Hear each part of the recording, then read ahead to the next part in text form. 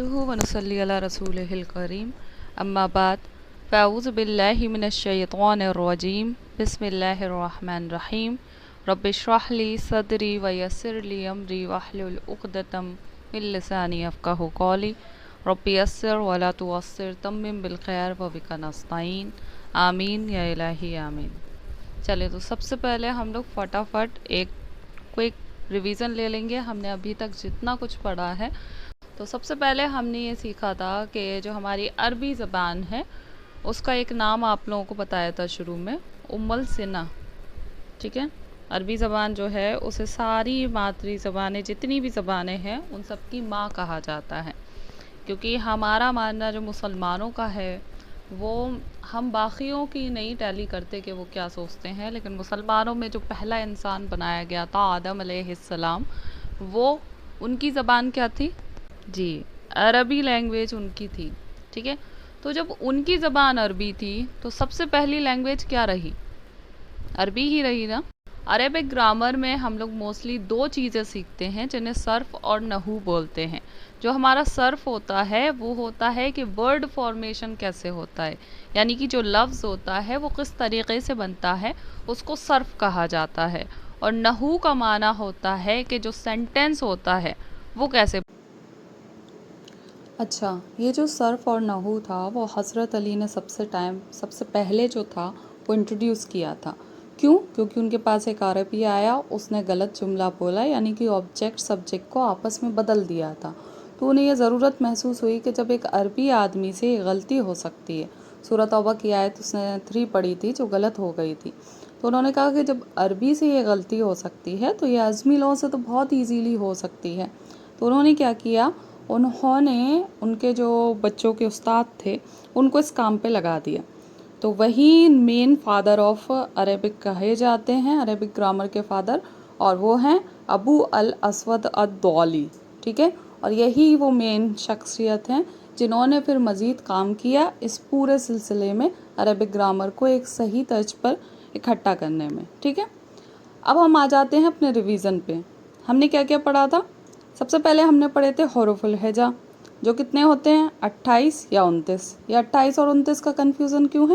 کیونکہ جو الف ہوتا ہے اور حمزہ ہوتا ہے اس کو ایک ہی مانا جاتا ہے، حرکت کے ساتھ یا علامت کے ساتھ تو حمزہ، نہیں تو خالی تو الف۔ باقی پھر ہم نے کیا پڑھے تھے؟ حرکات پڑھے تھے۔ حرکات میں ہم نے 2 طریقے کی حرکت پڑھی تھی۔ پہلی ہو گئی سنگل، جو فتحہ، کسرہ اور دمہ لگتی ہیں۔ نیکسٹ ہوتی ہماری تنوین، جو ڈبل حرکتیں، یعنی کہ فتحتین، کسرتین اور ضمتین۔ اس کے بعد علامت اور وغیرہ بھی ہوتے ہیں۔ پھر ہم نے پڑھے تھے کہ جو عربی میں لفظ ہوتا ہے وہ 2 طریقے کا ہوتا ہے، بامعنی اور بے معنی، ٹھیک ہے۔ تو جو بامعنی ہوتا ہے اسے کلمہ کہتے ہیں، اور جو بے معنی ہوتا ہے وہ محمل، تو وہ ہمارے کسی کام کا نہیں ہے، ٹھیک ہے۔ بامعنی الفاظ کیسے بنتا ہے وہ سیکھنے کے لیے ہم نے کیا پڑھا کہ کلمہ کی کتنی اقسام ہوتی ہیں، یعنی پارٹس آف اسپیچ، تو ہمیں پتہ چلا کہ 3 ہوتی ہیں، اسم، فعل، حرف، ٹھیک ہے۔ اس کے علاوہ لفظ کو اگر ہم چاہیں تو ایک اور کیٹیگری میں 2 ٹائپ سے بانٹ سکتے ہیں، یعنی کہ مرکب اور کلمہ۔ کلمہ ہو گیا فرد، یعنی مفرد، اکیلا، ٹھیک ہے۔ مرکب ہو گیا ایک کے ساتھ ایک جب بہت سارے ہوتے ہیں، سوار، ایک پہ ایک سوار کہتے ہیں، رقب، تو اسی سے مرکب بنا ہوا ہے، یعنی سینٹنس کی شکل میں، جملے کی شکل میں جو چیز ہوتی ہے تو اس کو ہم مرکب بولتے ہیں۔ تو ابھی ہم کیا پڑھ رہے ہیں؟ ابھی ہم مفرد پڑھ رہے ہیں، یعنی کہ کلمہ اکیلے۔ تو یہ 3 ہوتے ہیں، اسم، فعل، حرف، ٹھیک ہے۔ اس میں سے سب سے پہلے ہم اسم کو سمجھتے ہیں۔ تو اسم کیا ہوتے ہیں؟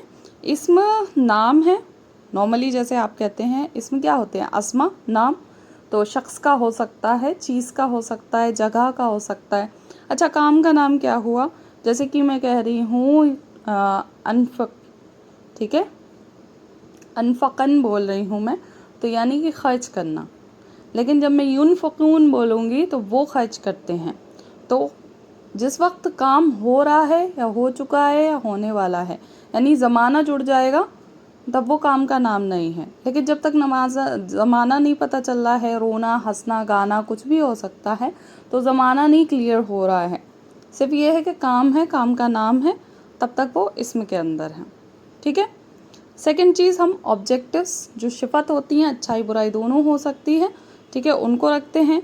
इसके अलावा जो प्रोनाउंस होते हैं, ज़मीर के नाम से हम उन्हें जानते हैं, उनको भी हम इसम के अंदर रखते हैं, ठीक है। इसके अलावा अस्माए मौसूला जो होते हैं, यानी जोड़ने के लिए जो काम करते हैं, अल्लज़ी की जो पूरी फैमिली है, अस्माए इशारा जो होते हैं, हाजा और ज़ालिका की जो फैमिली है, ये सब के सब इसम के अंदर शुमार होते हैं।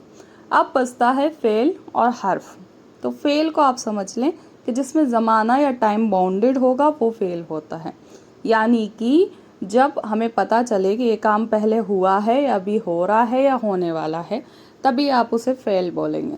इसके बाद हर्फ वो होता है जो इसम और फ़ेल को जोड़ने के लिए इस्तेमाल होते हैं, अकेले इनका कोई माना नहीं होता, ठीक है। जैसे कि प्रीपोजिशन वगैरह हो गए, इन, ऑन, ठीक है, एट। अब ऊपर नीचे ये सब अकेले बोलो तो कोई माना नहीं होता, लेकिन जब हम लोग जुमले में लगाते हैं फ़ेल और इसम के साथ, वर्ब और नाउन्स के साथ यूज़ करेंगे तो समझ में आता है, ठीक है, समझ में आ गया। तो ये आपको क्लियर हो गया कि फ़ेल किसे कहते हैं, काम का नाम और काम जो सच में हो रहा है जिसमें टाइम बाउंडेड है, इन दो में बहुत बड़ा फ़र्क है, उस फ़र्क को याद रखिएगा। हर्फ बहुत सारे तरीके के होते हैं, क्वेश्चन वर्ड भी हो सकते हैं, पुकारने के हो सकते हैं, वो बाद में पढ़ेंगे। इसके बाद हमने पढ़ा था कि किसी भी इसम को समझने के लिए हमें क्या मालूम होना चाहिए, 4 चीज़ें मालूम होना चाहिए, आराब, जिन्स, आदत और वसत, ठीक है। तो उसमें से हमने सबसे पहले आराब का टॉपिक लिया था। आराब हमारे कितने टाइप के थे, 3 टाइप के थे। पहला क्या था, रफ़ा, नसब और जर, ये 3 हमने पढ़े थे, ठीक है। रफ़ा क्या होते थे, जो काम करता है सब्जेक्ट, डूअर। उसके बाद होता था नसब, नसब हम कहते हैं मंसूब, यानी कि जिस पर काम किया गया है या जो ऑब्जेक्ट है। उसके बाद इजाफ़ी हालत होती है जो ज़र होता है, यानी कि जो मिल्कियत में आते हैं, कि किसी की कोई चीज़ है तो वो उसकी निस्बत में होता है, हम बताते हैं कि उसका सामान, उसकी मिल्कियत, तो वो ज़र्री में आता है, ठीक है, इजाफ़ी हालत होती है वो, क्लियर।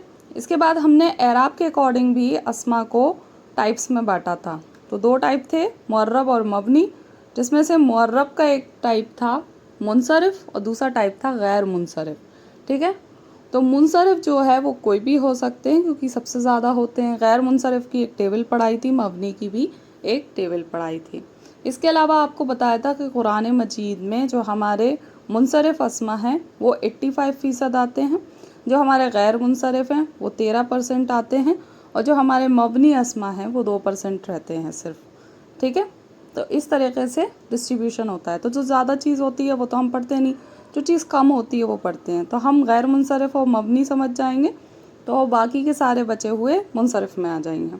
अच्छा, एक और चीज़ समझने वाली ये है कि जो मुनसरिफ हैं वो क्या होते हैं, तनवीन के साथ आते हैं और तीनों हालतें लेते हैं। गैर मुनसरिफ क्या होते हैं, तनवीन के साथ नहीं आते और ख़ाली पेश और ज़बर वाली हालत लेते हैं, ज़ेर वाली यानी कि जर नहीं लेते, ठीक है। वो नसब लेते हैं और रफ़ा लेते हैं, ठीक। मबनी जो है वो कुछ भी नहीं लेते हैं। अब इनकी लिस्ट हमने डिस्कस की थी, तो उस लिस्ट में क्या था कि दोनों तरीक़े के मैंने दोनों तरफ दिखाए हैं। इसको हम अपने इससे पहले वाली वीडियो में बहुत अच्छी तरह पूरा का पूरा खुलासा करके पूरा मुताला कर चुके हैं, पूरा आपको अच्छी तरह पढ़ाया गया है। तो इंशाल्लाह उसका लिंक मैं आपको डिस्क्रिप्शन में दे दूँगी, तो आप वहाँ जाके इसको पूरा पढ़ सकते हैं। अगर आप मुनसरिफ, गैर मुनसरिफ और मबनी को पूरा अच्छी तरह समझना चाहते हैं तो वहाँ जाके पढ़ लीजिएगा। तो इतना टॉपिक अभी तक हमारा सारा कंप्लीट हो चुका है, और इंशाअल्लाह ताला नेक्स्ट आपको जिन्स का टॉपिक मिलेगा, उसकी वीडियो जल्द ही डाल दी जाएगी। तब तक के लिए खुश रहिए, आबाद रहिए और वीडियोस को देखती रहिए। पसंद आता है तो लाइक ज़रूर कीजिए और हमारे यूट्यूब चैनल को सब्सक्राइब कर लीजिए ताकि ये सब तक पहुंच सके ये इल्म। जज़ाकुमुल्लाहु खैरन कसीरा फ़िद दुनिया वल आखिरह।